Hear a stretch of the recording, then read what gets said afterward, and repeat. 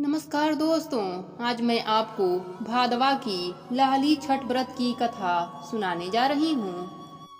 एक गांव में एक साहूकार और उसकी पत्नी रहती थी। साहूकार की पत्नी जब रसवाला होती थी तब भी सभी प्रकार के काम किया करती थी। रसोई में जाना, पानी भरना, खाना बनाना, सब जगह हाथ लगा देती थी। उनके एक पुत्र थे। पुत्र की शादी के बाद साहूकार और उसकी पत्नी की मृत्यु हो गई। दूसरे जन्म में साहूकार एक बैल के रूप में पैदा हुआ और उसकी पत्नी अगले जन्म में कुतिया बनी। यह दोनों अपने पुत्र के यहाँ ही रहते थे। बैल से खेतों में हल जुताया जाता था और कुतिया घर की रखवाली करती थी।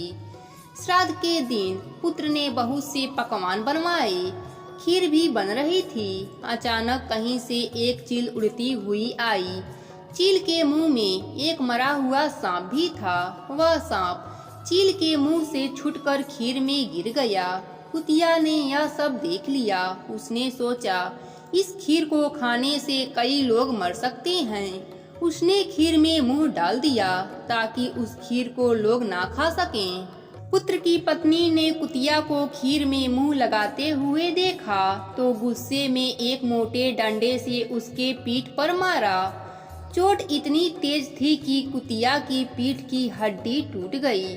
उसे बहुत दर्द हो रहा था। रात को वह बैल से बात कर रही थी कि उसने कहा, तुम्हारे लिए श्राद्ध हुआ, तुमने भरपेट भोजन किया होगा, मुझे तो खाना भी नहीं मिला, मार पड़ी सो अलग। बैल ने कहा, मुझे भी भोजन नहीं मिला, दिन भर खेत पर ही काम करता रह गया। यह सब बातें बहू ने सुन लिया। उसने अपने पति को यह सब बात बताया।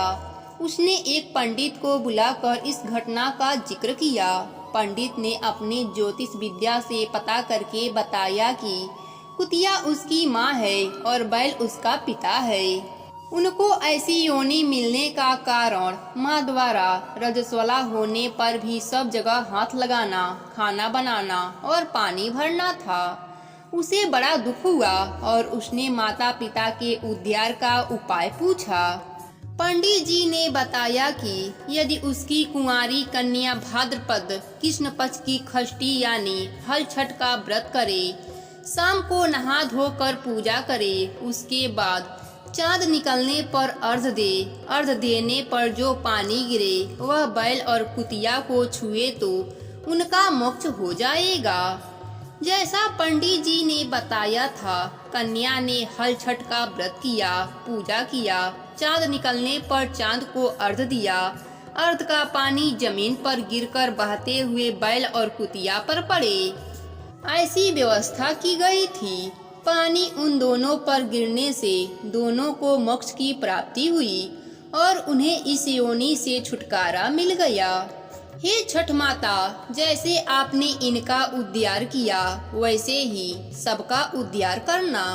कहानी अधूरी हो तो पूरी करना, पूरी हो तो मान रखना। प्रेम से बोलिए छठी मैया की जय हो।